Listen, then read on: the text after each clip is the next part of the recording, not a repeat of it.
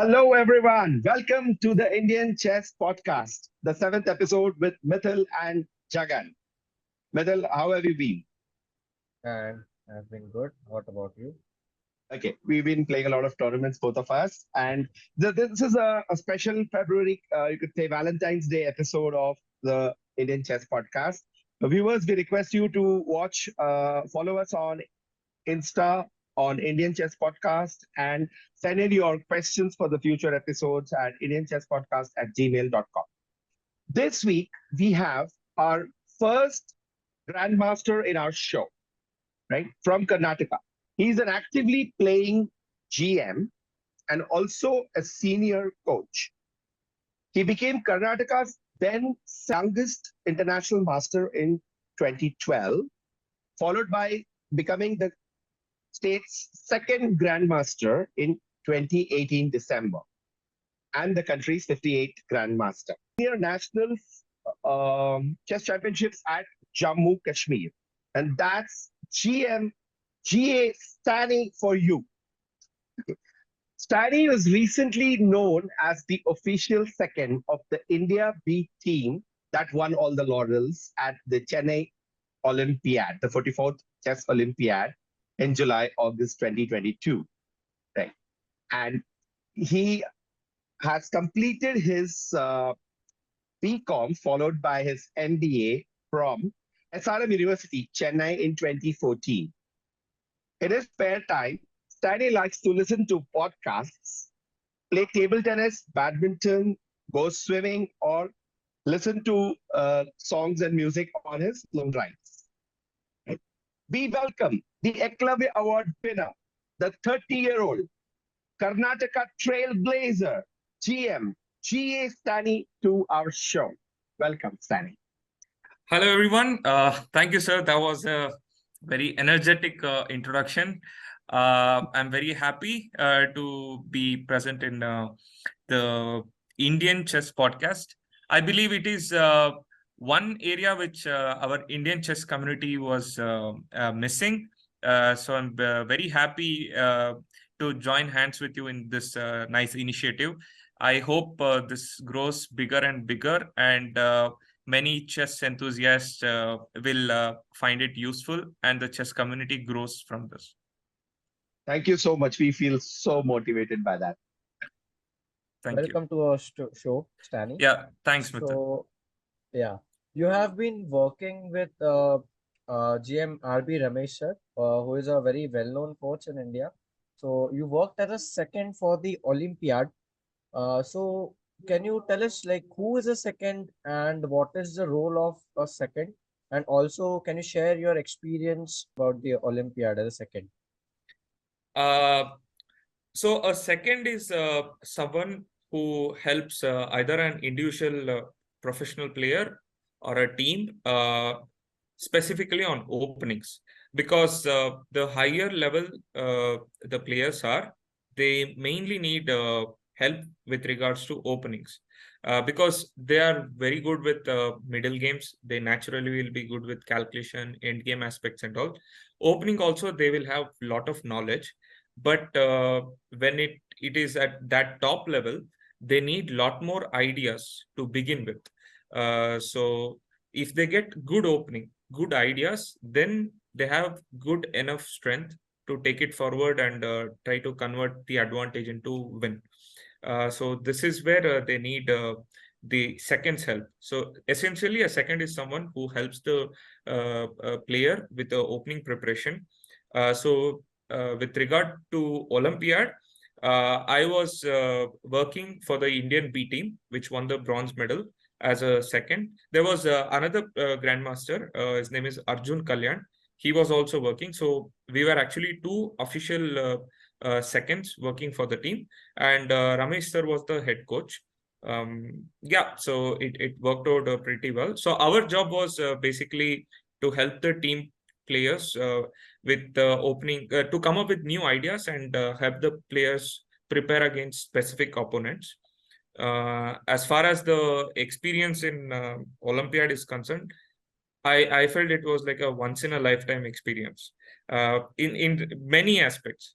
Like for me, I mentioned it in my Twitter. One of the most special thing was getting to interact with Vishy Anand sir, and working along with all these young talents, Nihal Sareen, Pragnananda, Gukesh, all these were part of the team. And I felt I was really lucky to be in this specific team, because everyone in India, or even the whole chess world, they were rooting for this particular team because of the talent they had and the kind of fan following. So I really felt lucky to be in the team, and yeah, lots of good experiences. I could see what kind of work effort they're putting it, and how talented they are, and their attitude, the way they look at losses, wins. So it was a huge learning experience for me. Great, Thank great. you, Stany. We are so happy to note of your experiences of the Olympiad, and it's such a record-winning team that we had there with Mukesh and Pragnananda and others, Yeah, and we won sorry. the bronze. And okay, so going back a little, I wanted to ask you about your beginnings in chess, okay, Mhm. and the role of your parents and how you helped to fulfill their dreams. Okay. So I come from a small town called Shimoga. It is around 6 hours drive away from Bangalore. Uh, Initially, there was not much of a chess culture here, and then there's a person called Sri Krishna Udupa, Hmm. who is a former blinds national champion.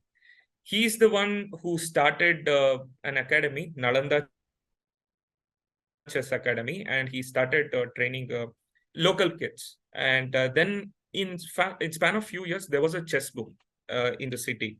Almost, if you come to my city, almost everyone knows about this academy, Nalanda Chess Academy. And I believe he has trained more than maybe 10,000 students in camps, summer camps, individual training, group classes, and all. So Mhm. literally, he's the one who helped bring this chess scenario in my city. So when in the beginning, like my cousins used to play at home, and I used to just watch. They also didn't follow rules, I believe, that time, but I was just going in between and was making few moves. And they were telling my mom, Auntie, Stany plays really well. I mean, I just don't know what they felt back then, but they were telling this. So my mom was like, okay, not bad, huh? He has some interest. And one day, my uncle, who was newly married, um, so he came to our house, my grandpa's house. It was a summer holidays, and we didn't have anything to do for like time pass. There was no TV also, so he was seriously bored. So he asked his friend for some board games, and he got a chess board, and he started teaching my brother. So then I started following. He knew some rules, so he started teaching it to my brother, and that's how I picked up the games and the rules.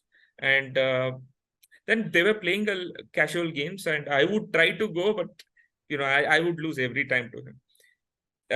A few years later, there was a church procession. So there was a church, our church festival. So there was a church procession, and during that procession, my mom saw a flex. Here, chess will be taught. There was no Nalanda Academy back then, but it was the house of Sri Krishna Udupa sir. So Mhm. she saw that, and she was like, she had seen all these incidents before, right, with my Mhm. cousins, with my uncle, and all. So she thought, okay, maybe it's a good idea to enroll me into chess. So Yeah. once I went to Udupa sir, that's where my journey started, and it was he who developed that interest and passion in me. Okay. So interesting. At what age would you have started chess seriously? Mm, that time I was around 8 years old, and I started playing tournaments after, let's say, 6 7 months, so maybe around 9 years. Right. Somewhere in the year 2002, I believe. Yes. Right. Okay, great. And so and from there you went on to get a rating at what age? Rating I got in next probably 3 years. There was Okay. not many tournaments, and Okay. uh, all we were told was you have to play district level, qualify for Mm-hmm. state.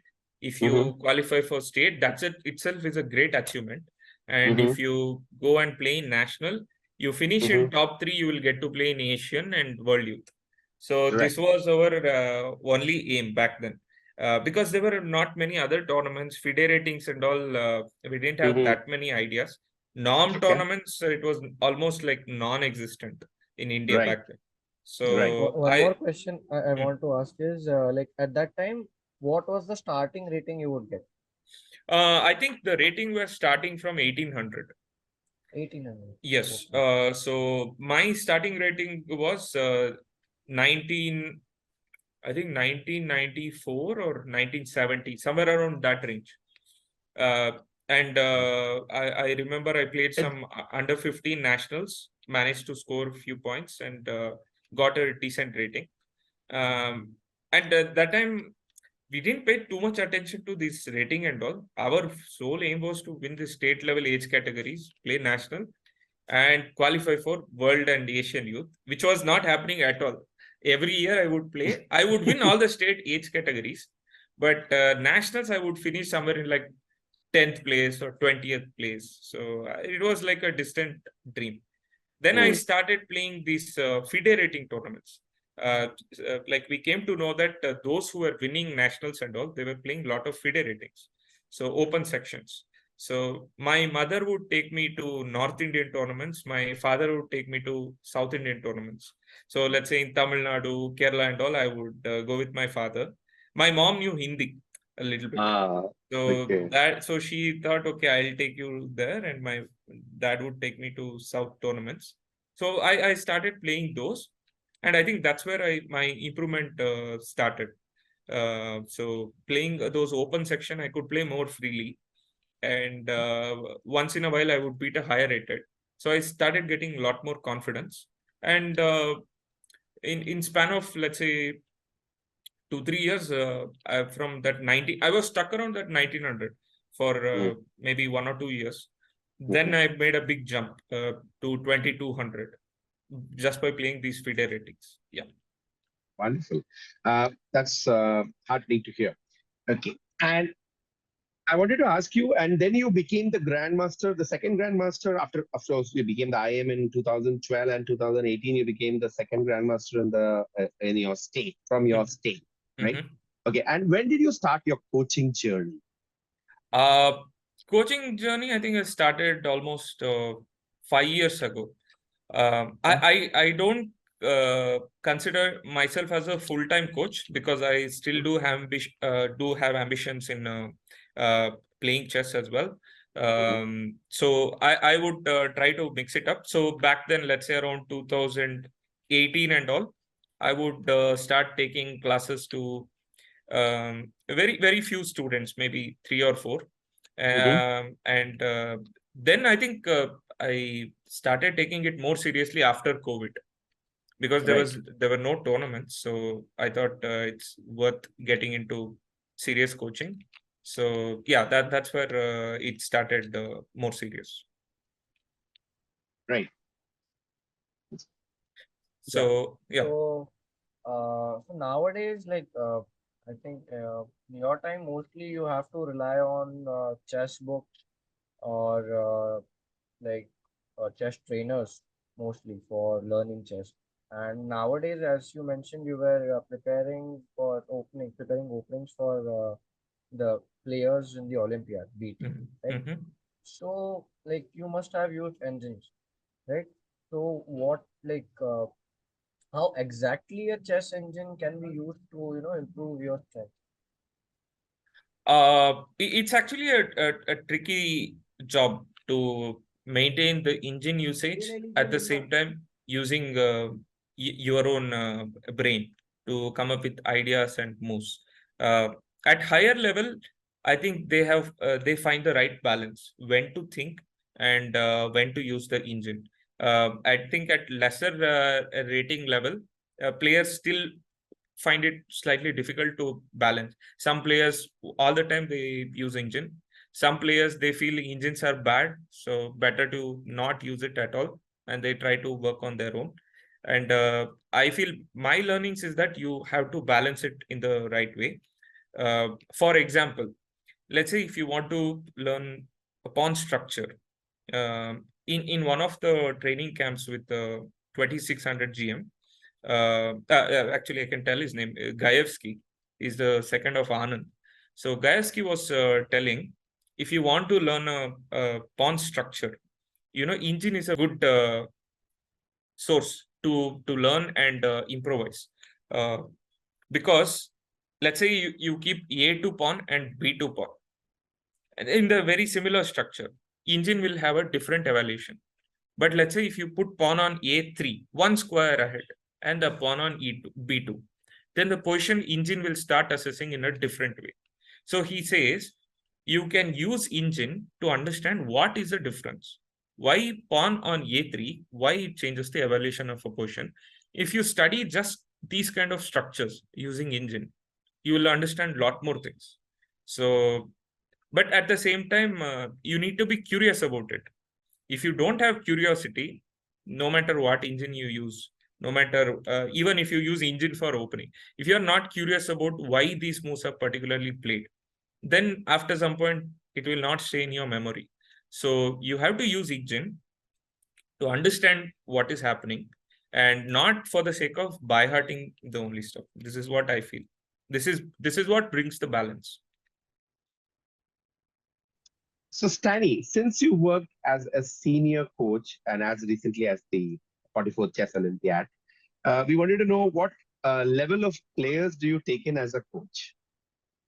Um, Yeah, okay. in your usual coaching. So most of my students, their rating range is between 1400 to almost IM level.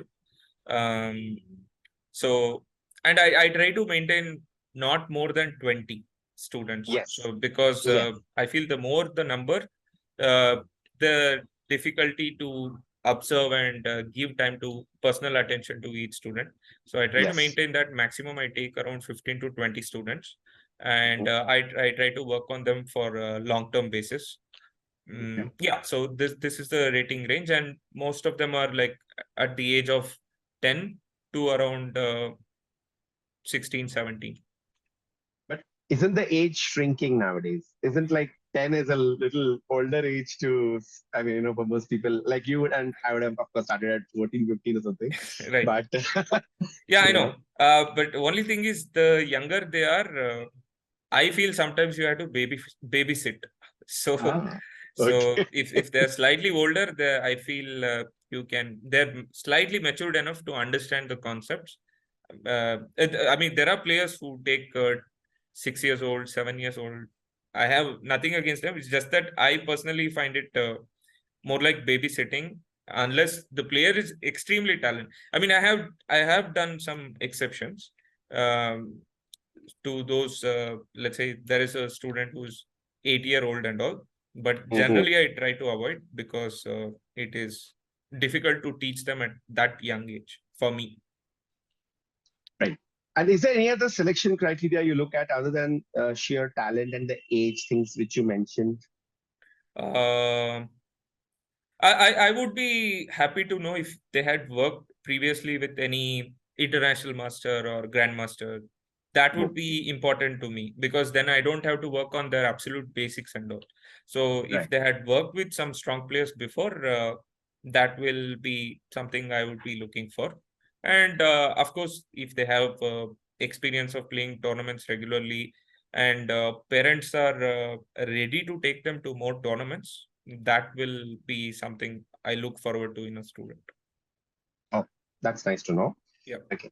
You had your first coach in Sri Krishna Udupa from the Mhm. Nalanda Chess Academy. Mhm. And later on, you worked with I.M. Shivananda, J.M. Tejas Bhakre, and currently, I believe, I.M. V. Sarvanan, right?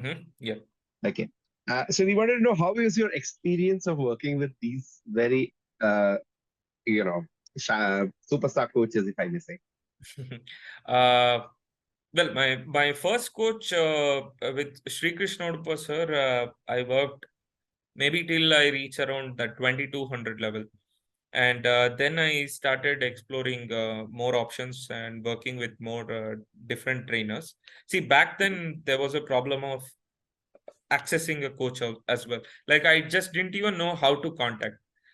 Because in Karnataka there were hardly any title players, and other state coaches and all, those who were professional, you would not see them in a tournament. So I would not even know how to even connect them. Nowadays there is internet, everyone is in social medias and all. So that used to be a challenge. So initial those days and all, I had attended a camp with DV Prasad, Shivananda, who were like Karnataka players.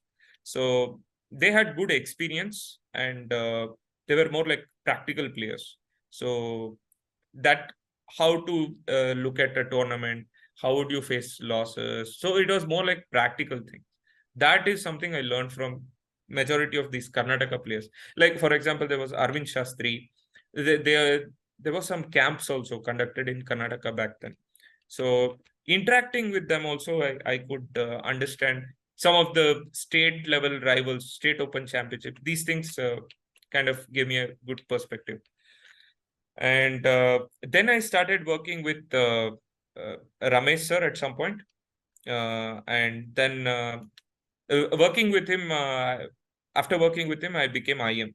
So certainly I benefited a lot. But only problem for me was to travel all the way to Chennai. So it would literally take 1 day to travel from my hometown. I had to go to Bangalore to Chennai, and it was expensive also for me because you had to arrange a stay, food, then coaching, everything. And back then it was financially it was not so easy for my parents, but still they did the maximum they could.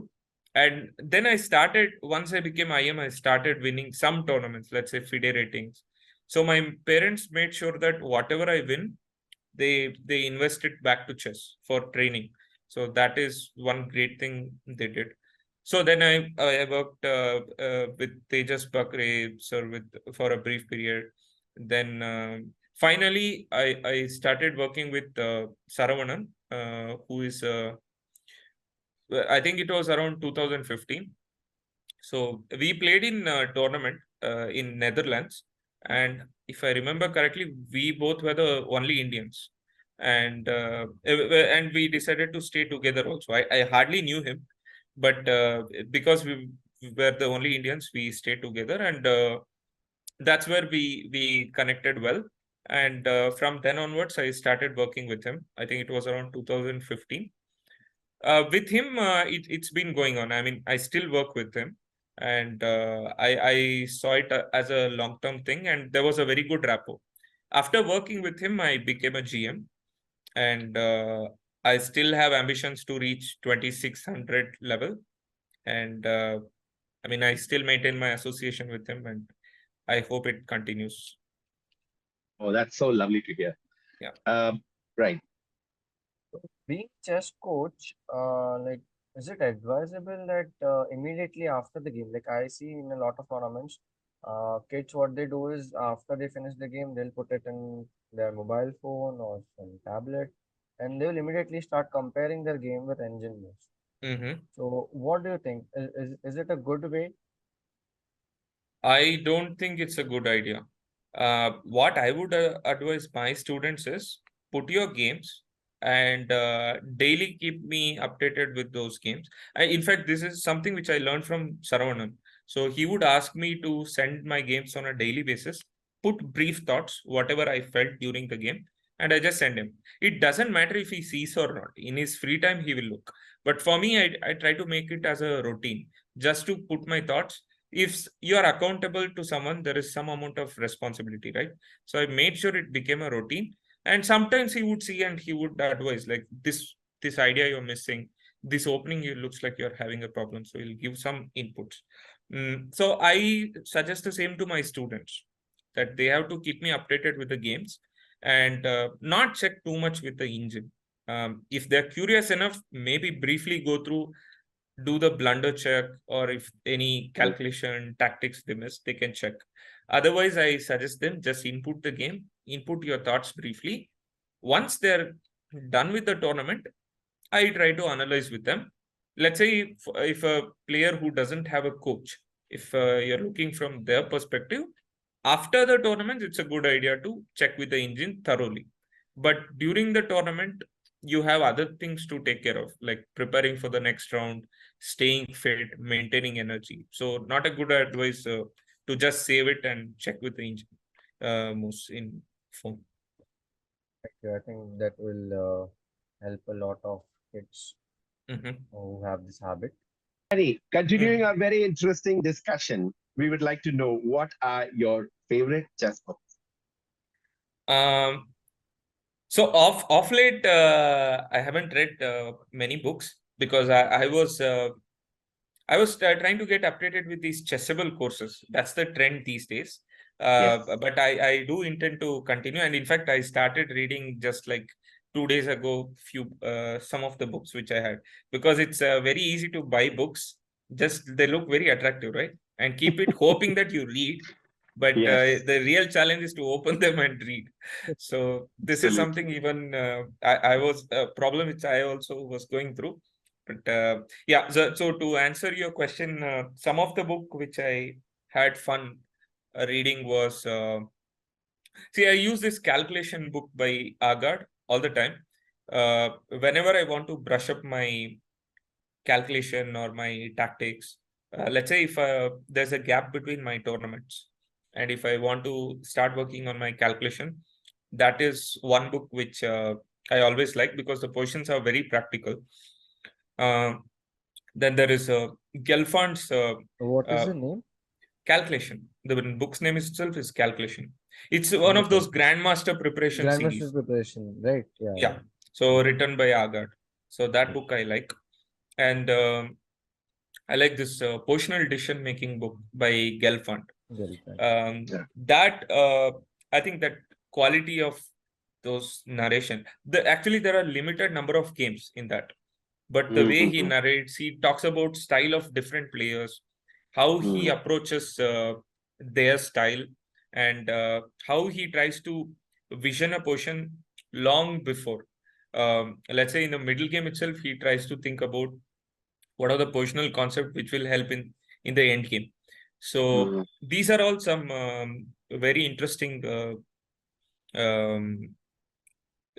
concepts which I learned from that book. Well, I like this book, The Joys of Chess. In fact, I have it right next to me.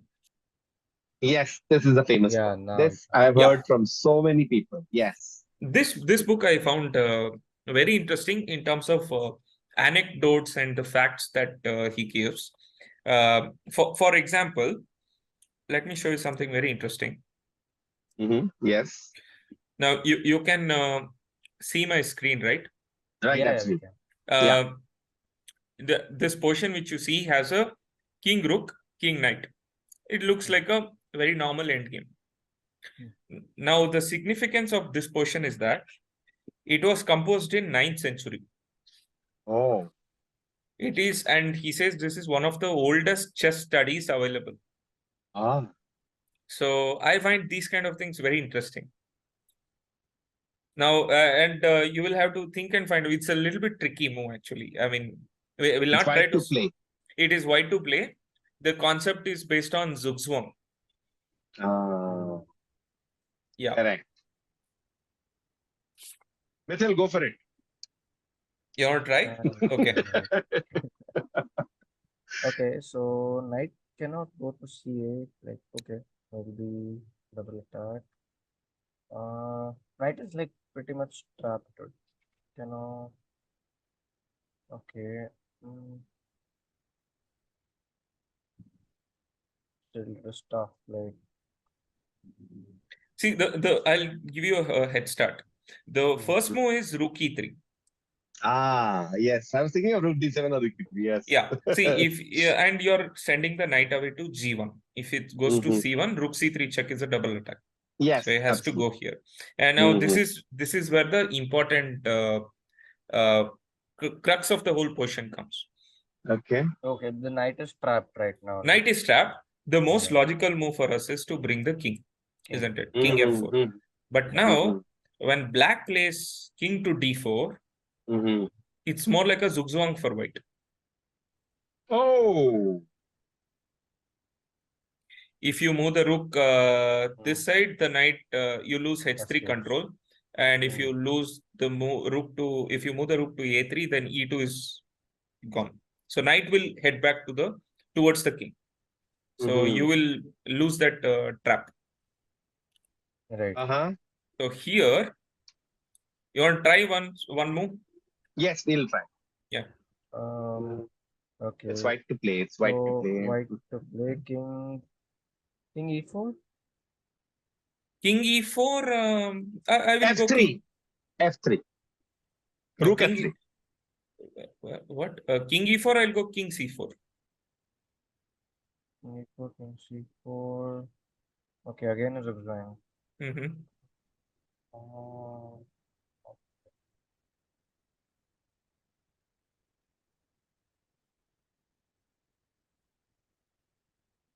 King F5. Yeah, that's the answer. Yeah, strangulation kind of thing it is. So the point is, when you go king Yeah. f5, king Yeah. d4, now king f4. Abhi black ka zug zone. Yeah. Kind of triangulation. That Yeah, and yeah. if you go king d5, we go king g4. Now h3 square is guarded, and we'll just bring the rook to e1 and attack the knight. Amazing. Wow. And That this is was such a composed in mind-blowing. 9th century. Oh, that's awesome. So this is very interesting fact, right? So, Mm. and the book has a lot of anecdotes like this, interesting questions.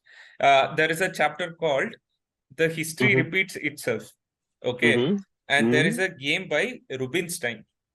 Rubinstein twice lost to the same sacrifice in 1928 and 1930, something like that, against two different players in an opening trap. Okay, and both Yes. were in the same opening, same position. He lost twice. Okay. So If you have anything more interesting like this, very briefly, we can touch upon also. Sure. Well, there are many facts like that. Okay. But I would highly advise those who like chess history, chess stories, and all. This is a very fun book. Right.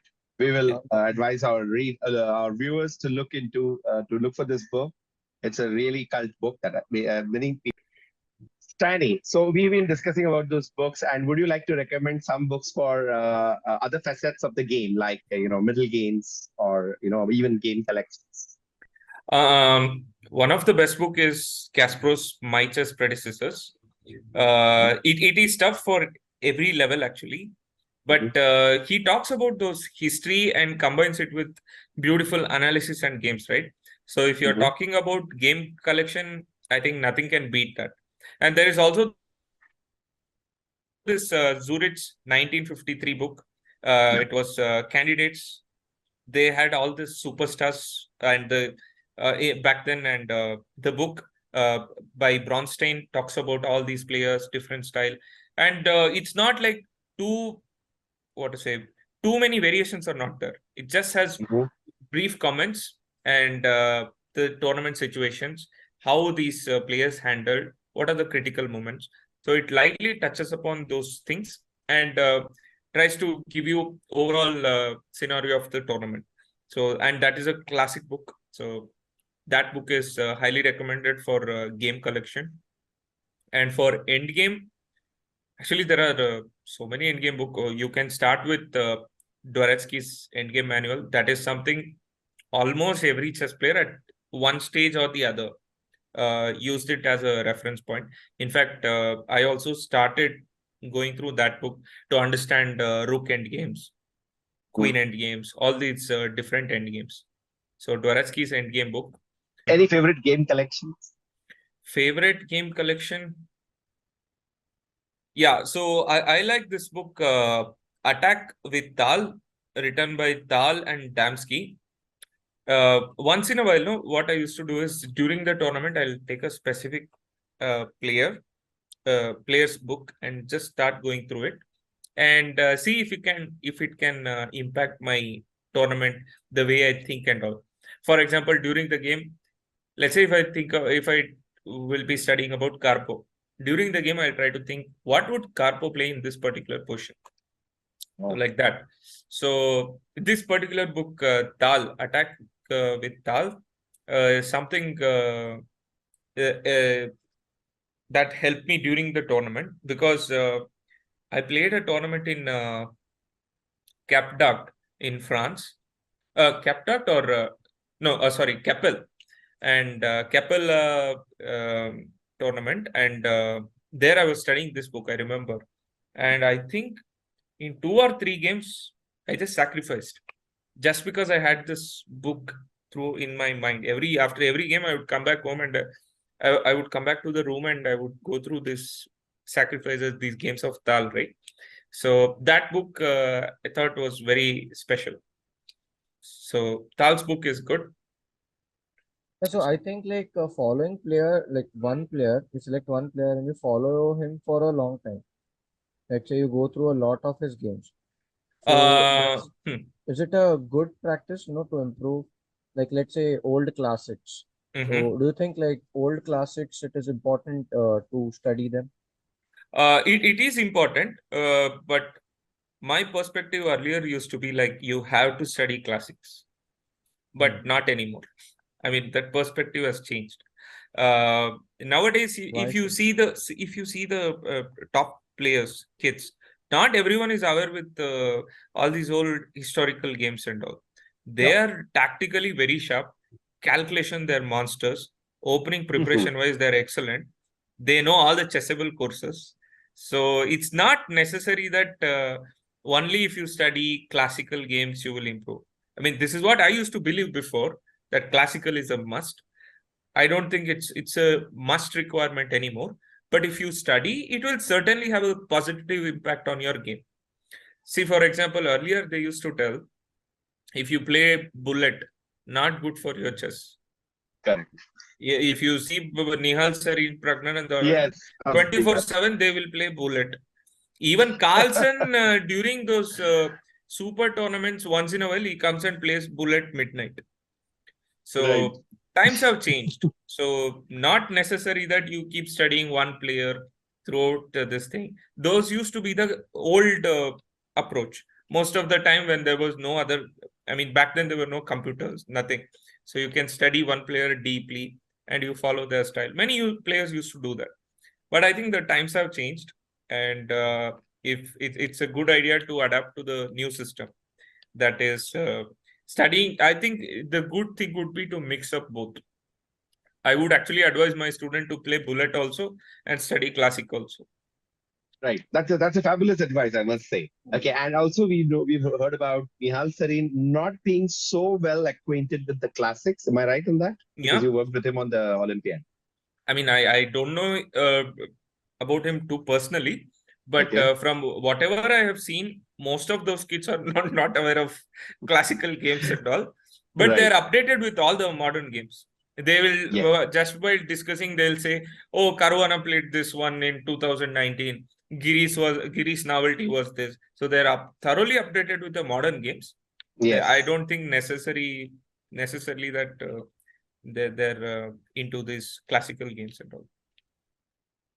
All right, Stany. So that has been a very interesting viewpoint. And wanted to ask you next, what is the importance of physical fitness in today's world, especially at the top of the rung where you are playing in Europe and everywhere? Mhm. How does it work? What are the things that one needs to take care of? So when I was getting my first GM norm, it was around I think it was 2015 or 16. I got my first GM norm in France. Back Super. then I was having like 80, 85 kgs or something. So I was not fit at all. And I was struggling throughout those years. 2012 I became IM, and 2018 I became GM. So it took me almost 6 years. Mm. Throughout that journey, every time I would come close to a norm, I would miss. I was doing my best in terms of preparation, work, training, everything I was trying to do, but still it Mhm. was not working. And in one of the tournament, I met Shashi Kiran. he's a good friend of mine. He also he was also playing. Actually, it was BL Open. So and we were discussing. He's also good friend of Saravanan. So we were hanging out together, and one day I asked him about advice, like what can I do to get better.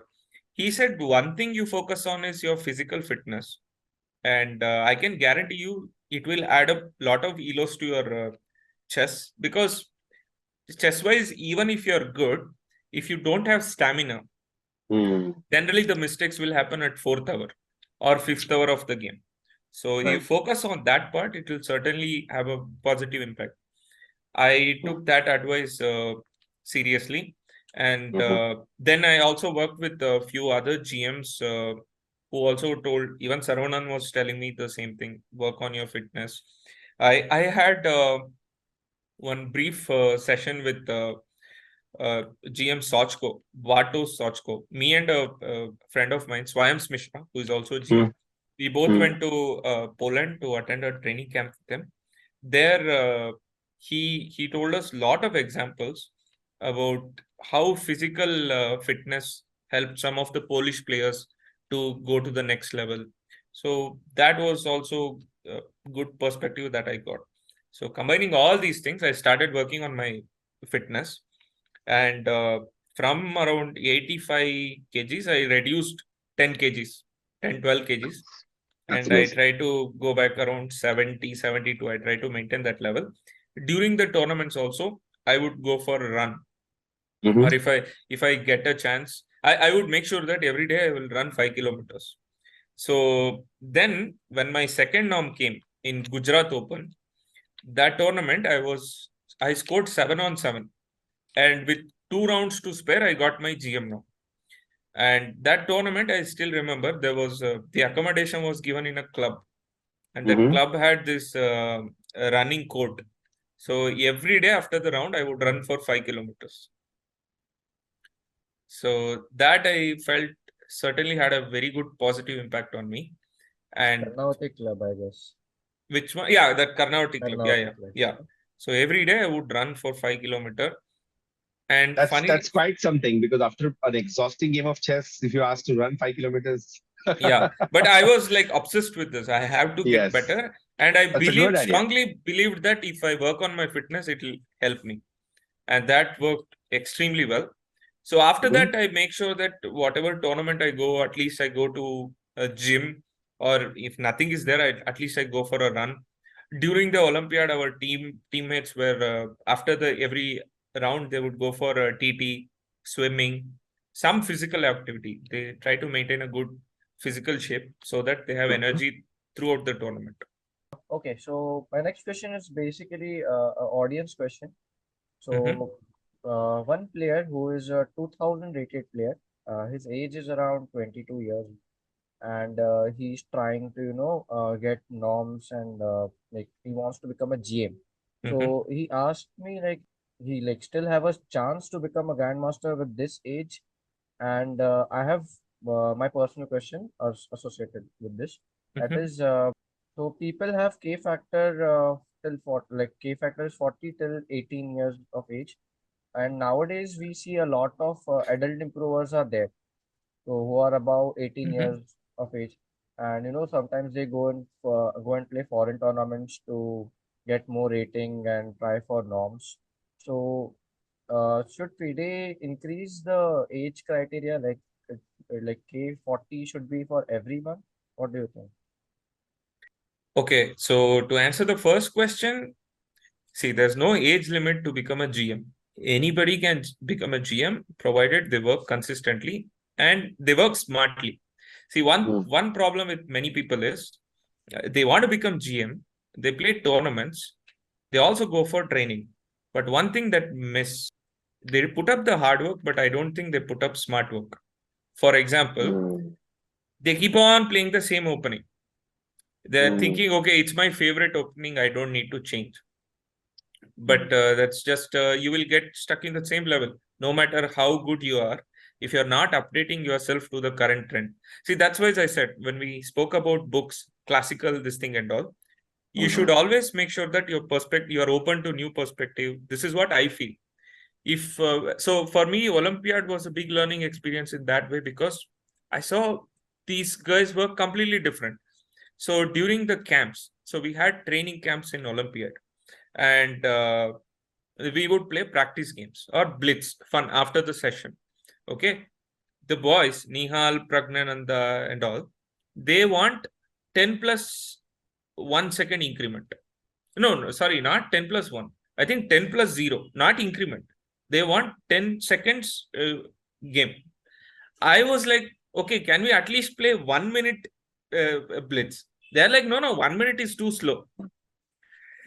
When I used to play blitz, it was used to be 3 plus 0 or 3 plus 2. That used to be the regular fun blitz time. Nowadays, it has gone to 10 seconds. Now, if you're someone who is eager to improve, you need to adapt and you need to change to that working method. If I want to improve, I have to make sure that 10 second is something I get good at. So likewise, those who have ambitions to become a GM, they need to adapt. See, nowadays, for example, Chessable is a trending thing. New openings, every day some GM will release a course. If you're smart enough, you'll make sure what they're analyzing for your opening. You have to get updated there. Someone else, because earlier it used to be Encyclopedia of Chess Opening, Nunn's Chess Opening, NCO, ECO. These books were the trend. Whatever it was given there, you had to prepare something again. Nowadays, information is huge.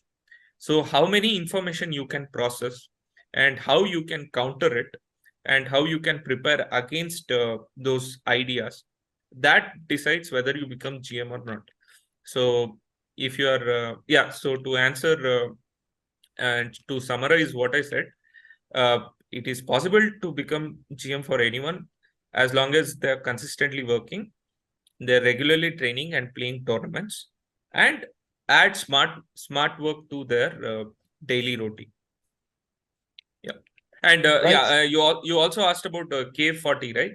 Yes. See, personally, I feel, like K40, restricting them till age 18 may not be fair on those. Let's say somebody who's on 19 age, 20 age, there's hardly any difference, right? So I do personally feel it should be not only till 18, it should go more. But these are just opinion. FIDE may have their own reasoning for this. So Yes. I personally feel they can make it for more age. Yes. So, Stany, I would like to add a little bit of my story. Is that I Mhm. became a rated player at the age of 41 in 2014, and I Oh. badly missed this reform that is needed in the Indian chess. Yeah, like you, I'm pretty sure there were many who had this Yes. disadvantage. Yes, absolutely. Moving on, I wanted to ask you about what are your views of playing abroad, especially in Europe and other places versus India, and even considering all the norm tournaments and all the top tournaments for rating and Mhm. open tournaments, and how do you reflect on that? In I India, think how do you find the difference, if there is? um I think if you compare let's say a regular international open in Europe and regular international open in India, the prize money will be more in Indian tournaments. Mm-hmm. In European tournament, the prize money will be usually around 1,500 euro first prize, Mm-hmm. or Mm-hmm. maximum 2,000 euro. I mean, I'm talking about the average regular Mm-hmm. tournaments. Mm-hmm. Whereas in India, the first prize will be like 3 lakhs, 2.5 lakh, which is slightly higher than the European tournaments. But in terms of comparison, Indian tournament is certainly more competitive, more unpredictable. You can see that in every tournament, first round or second round itself, 1,300 will beat or make a draw against a GM, or 1,500 will defeat a GM. These things you will not see in European tournament. Very rare. Okay. Probably because there 1,500 will play like 1,500. Here, Yeah. 1,500 will sometimes play like a 2,000 or 2,200. And usually the starting round and all, people tend to, higher rateds tend to take it easy. They will think, okay, it's going to be easy game. So that is where it makes a difference when it comes to India and European tournament. I feel Indians are, I mean, it's not only my personal feeling, most of the players agree that Indians are certainly underrated. Right. So playing in Europe means that's why many Indian players go there, because they are underrated here and they haven't gotten many tournament opportunities. So they would go there and play series of tournaments, and most of them increase at least 100, 200 points regularly. So Mm. I think Right. that is the reason. We've had past guests who have, made a very big moolah out of this European, circuit, and they've actually, in terms of moolah, in terms of ratings, I meant, Yeah, yeah, in terms of the great progress they could secure. right. And so so you're saying those are the reasons for Europe as a great popular destination for all the professional chess players, right? Yeah, yeah. Okay. And is there anything that Indian organizers can modify or improve in their offerings, especially the open tournaments Mm, or the honestly, norm tournaments? Norm no, tournaments. honestly, I don't think it had.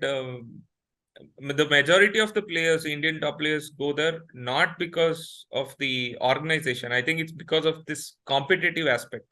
The chances of, because let's say if a normal 2500 GM plays in India, most likely Hmm. he'll be in top three seed, top three or Yeah. five seed. Whereas there, the chances, let's say a Sunway sit just open, which Yes. will happen. Right. You will see so many 2600s. So that competitiveness and getting a chance to play against 2600s and all will be slightly more. Now, one thing maybe the organizers can think of is organizing it in a popular destination. See, for example, Hmm. there if they organize somewhere like next to the beach, this Hmm. sitges and all will be next to the beach. Yes. So Yes. many will consider it as a tourist spot as well as Hmm. you can play a very competitive chess. So in Right. India, most of them organize in metropolitan cities, Hmm. but it may not be like a tourist spot, like very calm, serene. So I wish something in like Goa or these northeast places where. There are such tournaments, destination tournaments, if we can call that. Okay. Mhm. Like destination weddings. Yeah.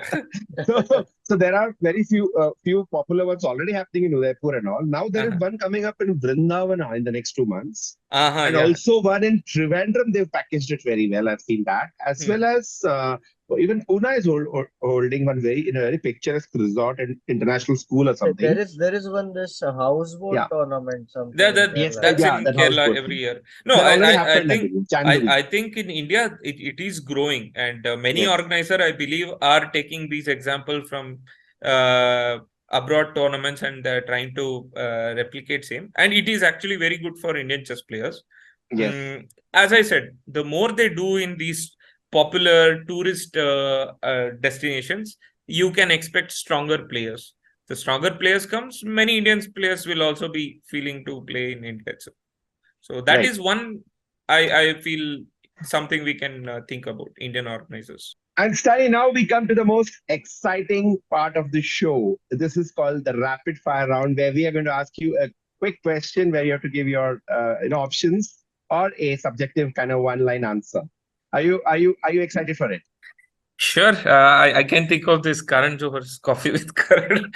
Hope it doesn't generate big That's controversies. no, it will not. It will not. Okay. So we start with the first question. Mhm. What excites you more, being a second dash coach or a player? I would go with player. Oh, that's great. I also feel the same. Right. Which facet of the game is your trump card? Definitely You middle could game. say middle game and game. Yeah, Middle middle game game. for you. Yeah, yeah. Okay, wonderful. Right. Attack or defense? Which style of chess do you like the most? I generally attack. Oh, that's amazing. Yeah. Right. Armageddon game. What color of pieces would you like to have? That's a nice one. I would have black generally. Oh, that means you have to win the game, right? No, You black have you to need to draw. make a draw. Black, you need to make a draw. That's a good Yeah. option, also, Mm. right? Of course. Okay. Now comes another question which we've touched upon earlier. Blitz Mhm. or bullet chess? Definitely blitz. I go with you. Right. Nice and subjective question. Who is your greatest Karnataka sporting icon? Karnataka sporting icon. Um, You could mention it in either chess or any other sport. okay. Any other sport as well? Yes. Yeah, I like Dravid. Rahul Dravid. Yes, Yeah. the wall. Yeah. Yes, the wall of Indian cricket. Right. Wonderful. Great choice. Okay. Now a question to just jog your memory a bit. How many Indian GMs come from Karnataka so far? How many have made it to the 4. GM title? Four, right. Yeah, yeah. And the who was the last one we just heard of? Pranav Anand, right? Pranav Anand, yes. Yeah. Who will be the next world champion according to you? Is it Ian Nepomniachtchi or is it going to be Ding Liren? I'm rooting. I want Ding Liren just because Nepo already played once. Mm-hmm.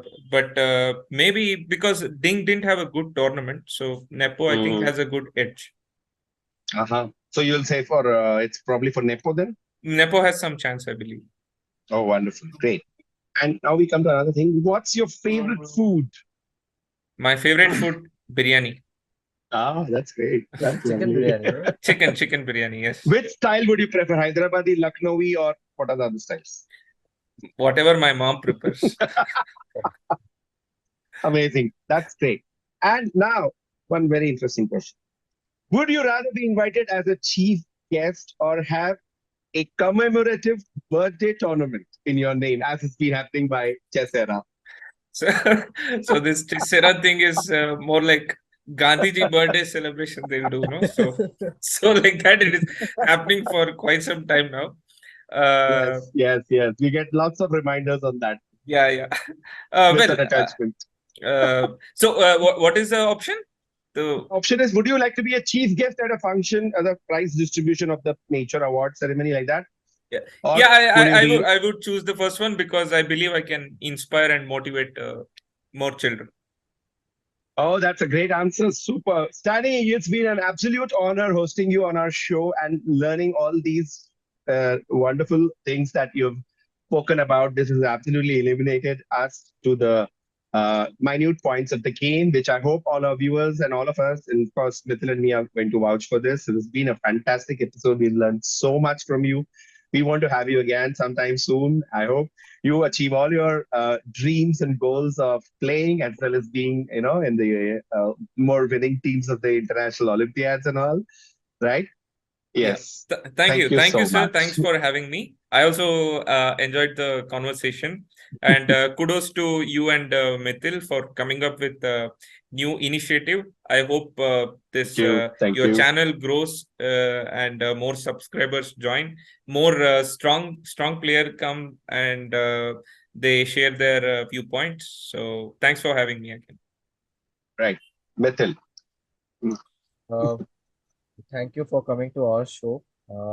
Like I had really, I'm very enlightened about many things like the classics and all because till now, whatever my coach used to say before, like previous coaches, now I'm not learning from anyone. But I've heard this a lot and also a lot of YouTube videos I've seen. They keep on telling, okay, classics are important and stuff. Even there are Right. many courses. Mhm. So I had my own doubts cleared because of you. So I'm very thankful for that. And with this, we come to an end with our episode. Uh, I would like to tell our audience you can follow Stany on Instagram. His ID is StanyGA. His email address is stany.ga@gmail.com. And also, you can follow him on Twitter, which is his ID is StanyGA. Okay. So that's it with the episode. Thank you, everyone. Yeah. Thanks, guys. Thank you so much.